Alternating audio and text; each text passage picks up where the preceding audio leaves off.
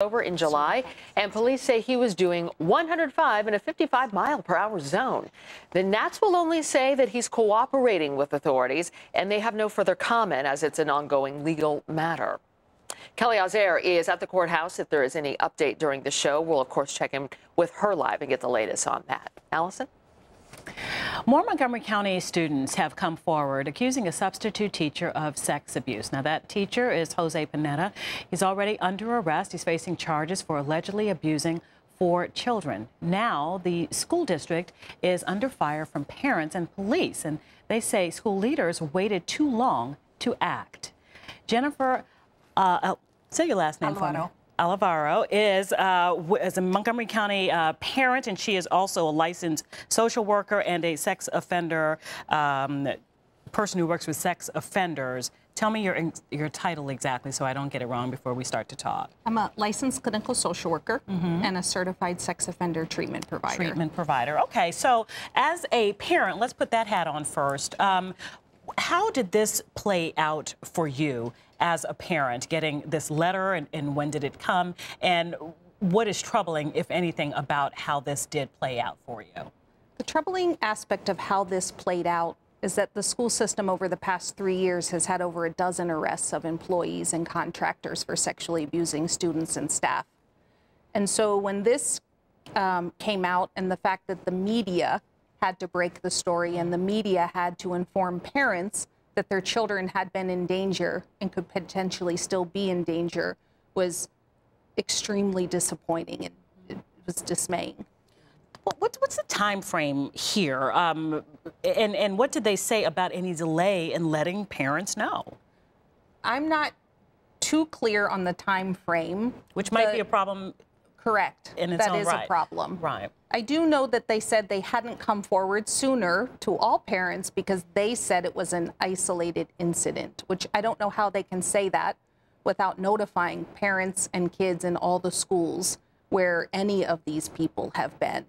Now, asking you to put your professional hat on for a moment, how dangerous is it to have a gentleman allegedly with this record to be around children?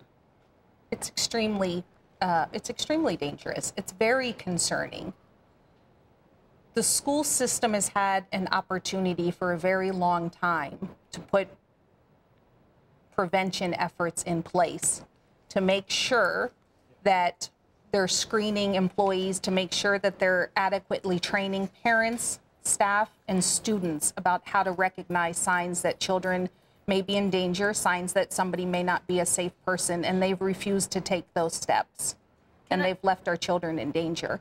Can I get your reaction to the fact, we did ask the school district system to come on. They were not able to provide a guest to talk with us about this issue. But are you concerned about the fact that there have been documents out there that apparently there's some misinformation or misunderstanding among staff members even as to what to do in these cases? Like, who do they contact? Who do they go to after that? Do you think this is a part of the big problem that is going on, despite the fact that it's just a transparency issue in and of itself, too? It's a huge piece of the problem. There are federal and state laws that clearly state educators must report their suspicions of child abuse to the authorities immediately. And it seems that that has not been taking place. I think it's a systemic issue throughout the county, that they are not making timely reports and that they're trying to handle things in-house instead of turning the matter over to the experts who are there, ready, willing, and able to help family and children. I just want to break in here just a moment as we continue to talk with you. Of course, we also want to pay attention and make note of what you see on your screen there on the right. Of course, the casket of Marion Barry coming out, getting ready, of course, for the procession throughout Washington, D.C. and many of the wards that he has served so long over the years. So we will continue to keep an eye on this. And this is the area, of course, where we presume that he will be coming down, if he has not already, as we try to zoom in and get a closer look here. But we, of course, are keeping an eye on what is a very solemn day here as well. Jennifer, let me ask you, the school district has said, I believe they have said, that one of the changes that they are willing to make, or at least want to make in the future when it comes to contract employees, is to also have contract employees go through fingerprinting, go through background checks, in addition to the full-time employees that they have with the school district. Is that enough? It's absolutely not enough. I don't know why they're trying to hold contractors to a higher standard than their own employees and volunteers. It's a step in the right direction, but it's absolutely not enough. What else needs to happen?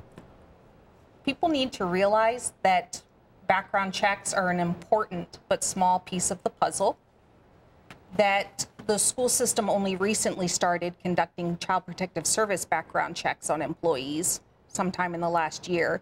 They have not back-checked any of the other current employees. They have staff there who have been there for so long, some of them may not have even had an original criminal background check.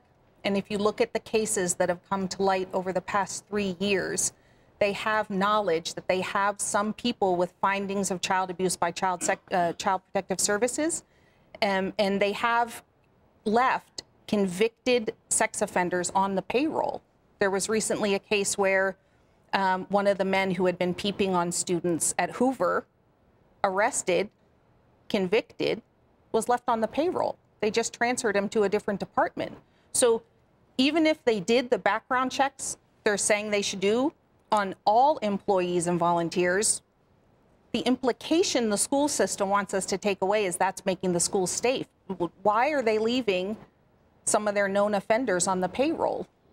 Why indeed? Of course, we will continue to report on this. Thank you for coming on this morning and shedding more light on this really serious and troubling issue. Thank you. Jennifer, thank you very much. Thank you. All right, still ahead here this morning. It's an easy mistake to make. You have a few drinks, you pull out your iPhone or phone, whatever you have, and fire off a few texts that you might have not done while sober.